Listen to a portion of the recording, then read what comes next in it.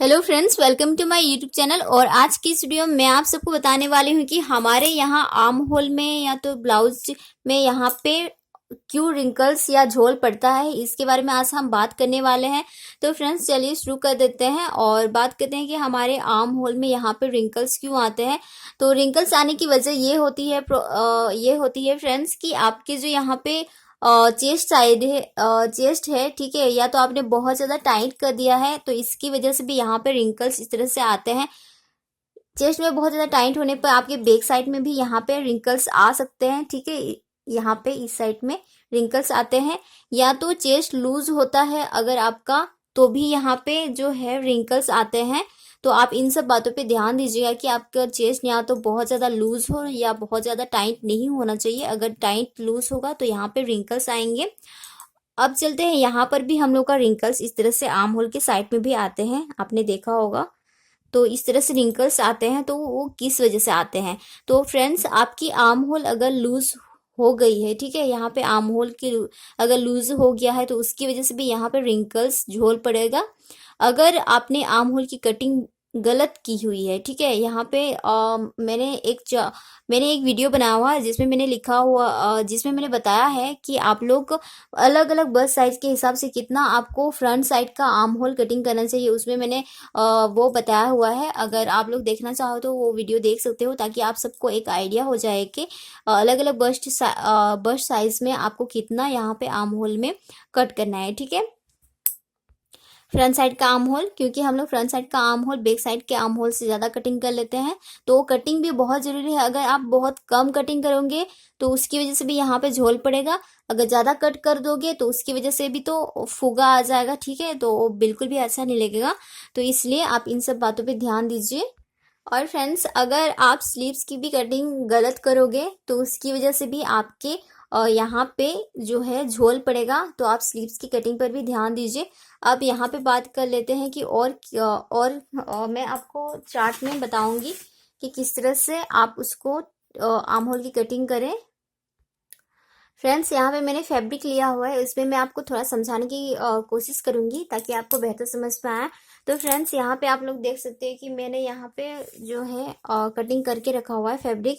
तो मान लीजिए ये मेरा 5 इंच का है शोल्डर, ठीक है, 5 इंच का नॉर्मल क्योंकि ये डीप नेक है तो नॉर्मली हम लोग का शोल्डर कम से कम 7 इंच का होता है, ठीक है। तो 7 इंच हम लोग का यहाँ पे आता है, आप लोग देख सकते हो कि यहाँ पे मैंने मार्किंग कर दिया है, ठीक है। तो अगर जब ये हमने 5 इंच शोल्डर लिया है, ठीक है, लेकिन ये तो आपका यहीं पे आएगा और 7 इंच में, क्योंकि यहाँ पे हम आपका शोल्डर पड़ेगा, तो आपका ब्लाउज यहाँ 5 इंच में नहीं टिकेगा, यानी आपके बिल्कुल गला के पास नहीं टिकने वाला, ये इस तरह से फैल के यहाँ पे आएगा, ठीक है। आप लोग देख सकते हो जब आपका ब्लाउज इस तरह से फैल के आएगा तो यहाँ पे जो है इस तरह से झोल आता है, ठीक है। तो फ्रंट साइड में यही प्रॉब्लम होती है, बैक साइड में फिर भी हम लोग इसको फिटिंग करते हैं अच्छे से, तो ये इस तरह से कवर हो जाता है, ठीक है। लेकिन फ्रंट साइड में हम लोग कवर नहीं कर पाते हैं, तो उसको आप किस तरह से कटोरी की कटिंग करें, ठीक है। अगर अगर आप कटोरी ब्लाउज बना रहे हो तो आप किस तरह से कटोरी कटिंग करें, ये यहाँ पे मैं थोड़ा सा बताना चाहूंगी आपको। यहाँ पे मैंने ये बेसिक एक चार्ट बना के रखा हुआ है ताकि मैं आपको बता सकूं कि आप किस तरह से कटोरी की कटिंग करें, ताकि ये जो प्रॉब्लम है झोल आने की यहाँ पर वो ना हो। क्योंकि ज़्यादातर हम लोग जानते हैं कि हमारा कहाँ पे झोल पड़ता है। तो झोल अगर पड़ता है आपका, या तो आपका यहाँ पे पड़ेगा, यहाँ पे तो बहुत कम पड़ता है, लेकिन इस जगह पे आप लोग देख सकते हो फ्रेंड्स, इस जगह पे, ठीक है, यहाँ पे बहुत ज़्यादा इस तरह से झोल पड़ता है, ठीक है। तो वो उसमें आप थोड़ा सा कटोरी में चेंज करेंगे कटिंग में, तो ये जो प्रॉब्लम है वो सॉल्व हो जाएगी आपकी, ठीक है। तो यही मैं यहाँ पे आपको बताने वाली हूँ। तो देखिए फ्रेंड्स, नॉर्मली हम लोग इस तरह से, ये मैंने बेसिक ड्राफ्ट जो है वो यानी ड्राफ्ट कर लिया है, तो हम लोग इस तरह से करते हैं, इस तरह से करते हैं, और ये आपका आएगा इस तरह से, ठीक है।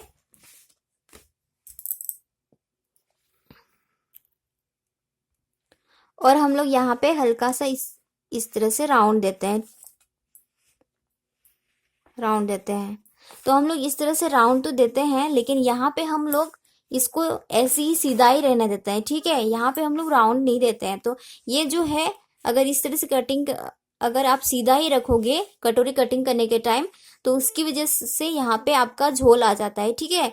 तो वो ना हो, तो इसके लिए हम लोग क्या करेंगे फ्रेंड्स, तो इसको हम लोग इस तरह से बाहर की तरफ लाएंगे, ताकि जो हमारी कटोरी की शेप होगी वो कुछ इस तरह से आएगी, इस तरह से आएगी। तो अगर इस तरह से आपकी कटोरी आएगी, तो यहाँ पे जो हम लोग डाट लगाते हैं, यहाँ से हमारी इस तरह से डाट आती है, इस तरह से। तो जितना भी ये फैलेगा इस तरह से, तो आपका ये डाट लगाते हैं हम लोग, तो उसमें वो एडजस्ट हो जाता है, तो कवर कर लेता है आपके झोल को, और वो यहाँ पे झोल नहीं पड़ने देता, ठीक है। जैसे हम लोग यहाँ पे आप लोग देख सकते कि 4 टक्स का ये ब्लाउज है। तो 4 टक्स का ब्लाउज में जितना भी हम लोग का यहाँ पे रिंकल्स बनने का चांस रहता है, तो हम लोग जो डार्ट लगाते हैं ना यहाँ पे आर्म होल की साइड में, तो उससे वो जो रिंकल्स है वो खत्म हो जाते हैं, ठीक है। लेकिन हम लोग यहाँ पे तो कटोरी के ब्लाउज में तो हम लोग डार्ट नहीं लगाते हैं। तो इसलिए अगर आप सीधा इसी तरह से ड्रॉ कर दोगे अपने कटोरी का, तो यहाँ पे झोल पड़ेगा ज्यादा, ठीक है। तो इसीलिए आपको क्या करना है, आपको जब भी आप कटोरी ड्रॉ करते हो, तो इस तरह आपने यहाँ पे सीधा लकीर खींचा है, तो इसको इससे 1/2 इंच आपको बढ़ा के, ठीक है, इस तरह से शेप देके कटोरी की कटिंग करना है। आप ये ट्रिक एक बार फ्रेंड्स जरूर ट्राई कीजिएगा, मुझे पूरा विश्वास है आपके जो रिंकल्स की प्रॉब्लम है वो नहीं होगी। बस आपको कटिंग में ध्यान देना है। और स्टिचिंग के टाइम भी यहाँ पे आर्म होल पे बात करते हैं। आर्म होल जैसे यहाँ 32 का है, तो 32 के हिसाब से बैक साइड का आप 1 इंच में आर्म होल की शेप देंगे, ठीक है। और यहाँ पे यहाँ से 1/2 इंच की दूरी से फ्रंट आर्म होल की, अगर आप इस तरह से कटिंग करोगे अपने ब्लाउज में, और यहाँ पे आपको अंदर से नहीं शेप देना है, बाहर से इस तरह से शेप देना है। ऐसा नहीं कि बाहर से बोला मतलब इतना आप 1/2 इंच बाहर आ जाओगे, इतना नहीं, बस हल्का सा, ताकि यहाँ पे झोल ना पड़े, क्योंकि झोल हम लोग का यहीं पे आता है, यहाँ पे नहीं, यहाँ पे आता है। तो आपका सिर्फ कटोरी में मिस्टेक की वजह से अगर आपका यहाँ पे झोल आ रहा है, मतलब आपकी कटिंग गलत हुई है, या तो आपकी आर्म होल की कटिंग गलत हुई है, या तो स्लीव्स की कटिंग आपने गलत की है। अगर यहाँ पे आ रही है इस जगह पे, इस जगह पे, तो इसका ये मतलब है कि आपने कटोरी की जो कटिंग है वो गलत की है, उसकी वजह से वो यहाँ पे रिंकल्स या झोल पड़ रहे हैं। सो फ्रेंड्स, आज मैंने आपको बताया कि अगर आपके आर्म होल में रिंकल्स या झोल पड़ रहे हैं तो किस वजह से पड़ रहे हैं, आप उसको कैसे ठीक कर सकते हो। आई होप कि आपको जो ये वीडियो पसंद आया होगा। पसंद आया है तो प्लीज़ इस वीडियो को लाइक जरूर कीजिएगा फ्रेंड्स, और चैनल पर नए हैं तो चैनल को सब्सक्राइब कर लीजिए। और आज के लिए बस इतना ही। Thank you, bye.